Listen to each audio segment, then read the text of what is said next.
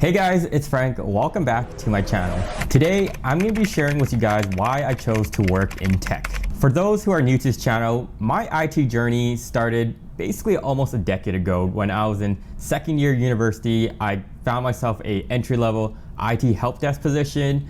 I myself didn't even think it was too technical, but you know, when I'm applying for work, I'm definitely counting those years. Throughout my school years, I even questioned why I even got into tech because I made a decision to go into it on a mere basis of playing a video game called MapleStory, and like every class that I've been part of, I was like, there's basically no girls. Like, why did I choose this program? All right, in all seriousness, I even been laid off from my tech job in the past, and I even questioned yet again, should I get back into tech? However, over the years, I'm quite happy that I decided to get back into the industry, and I want to show you guys why tech is an industry worth pursuing. So if you guys are interested in hearing my story and why I chose tech, I'd appreciate if you guys could give this video a good old smash. And now, let's begin. The first thing that jumps to my mind is its competitive salary. And I know you shouldn't choose an industry merely on the salary or the dollar amount, but hey, not everyone can be doctors or lawyers. At least this is what I told my parents. Okay, but serious, if you have any sort of interest already in tech or any of that stuff, then it's not a bad option to go down this route. According to Canadian Business, back in 2019, Toronto's average tech salary hit 100K, a 9% jump from the year prior, and reached 117K in 2021. Mind you, we also have to take into account that during this period, this is when tech was booming. This is when COVID first hit, everyone was working from home, and companies had a lot of money because there was a lot of money in general pumped into the economy. Fast forward to our current year in 2023, Hire.com had the median tech salary at $93,500, ranging from $50,000 to a high of $136,000, while the national average for the rest of Canada sits at $72,000 a year, according to Morgan McKinsey's survey. Not entirely a bad reason to get into tech, but certainly there's more to it. Personally, from my observation, I just noticed that the tech ceiling in terms of like how much money you can make is a lot higher comparison to other industries. The second thing is one that I really love, and that is remote work flexibility. And before the pandemic, it used to be pretty boring, where Monday to Friday, you're going into the office all the time.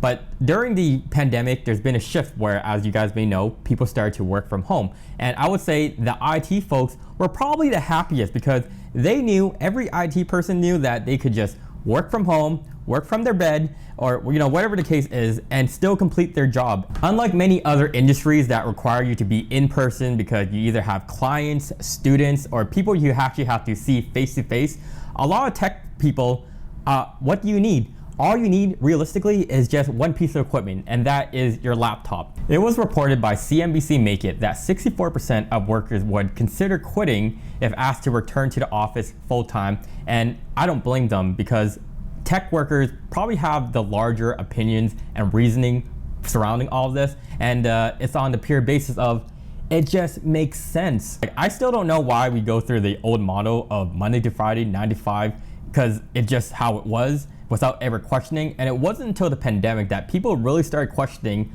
like how they work and if this is like the most efficient way. The third thing would just have to be that people are just a lot more laid back in the tech side of it. Now, I know this is completely subjective, but this is just what I've seen so far. And the tech people I notice are the ones that don't care about wearing fancy shirts, fancy dress pants.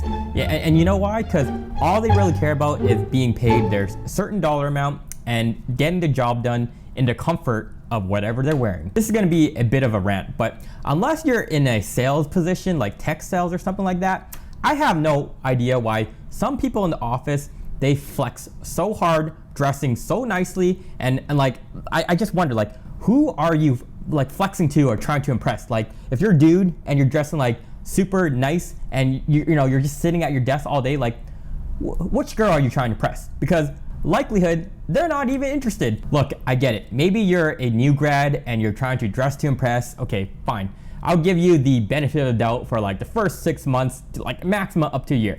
But like after that, and you're still trying to like, wear a blazer while you're just sitting at your desk doing like, not important work, let's be real.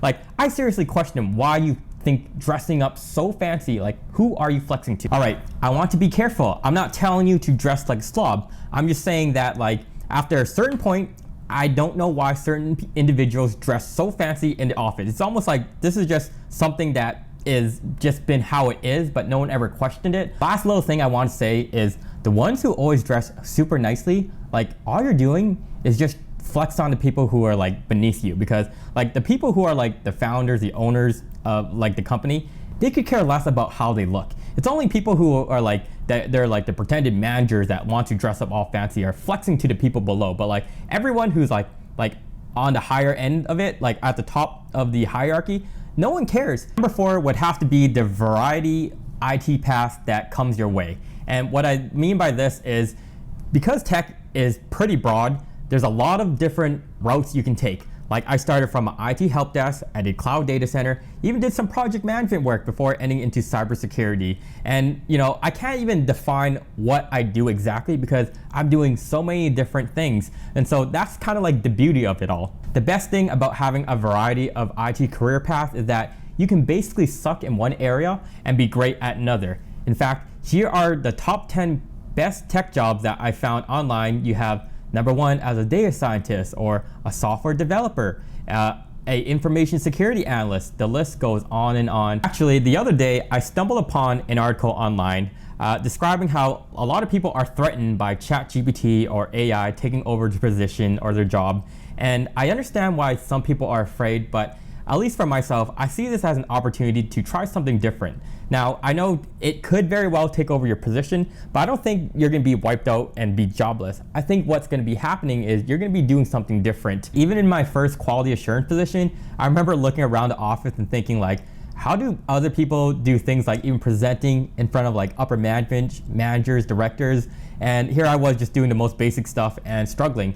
And it wasn't until I tried different IT jobs that I was like, oh, I'm better at like presenting or communicating than I am doing quality assurance. And I wouldn't have been given this opportunity if I did just try out other positions in general. So this is why I say it's great that in the tech space there's multiple career paths, because you can suck at one and be great at another. The last thing why I chose to work in tech would have to be continuous learning. This may come as a surprise even for myself, because during my university days, I couldn't wait to graduate. Like I was sick of studying and doing all this boring stuff. I just wanted to work.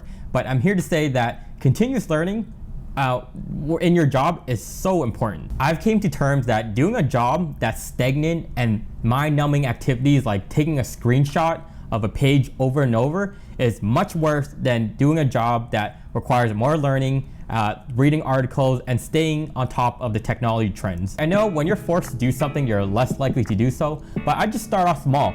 Like just search up online at your free time, searching for stuff that already you have interest in. So maybe you're younger and you have like interest in blockchain technology or NFTs, like stuff like that. Like start off there, and then as time progresses, you know, you might come across something that really piques your interest and dive into it further and further. So anyhow, with that said guys, those are some of the reasons why I chose to work in the tech space. I know the tech space isn't for everyone, but if you have some desire or interest, I actually made a video the other week of how to land yourself in entry-level IT position that I think would help you guys out. And if you made it to the end of this video, thank you so much for watching and following my good old millennial journey. I really do appreciate it. Hit that like, hit that subscribe button, and I guess I'll see you guys all in the next one. Peace.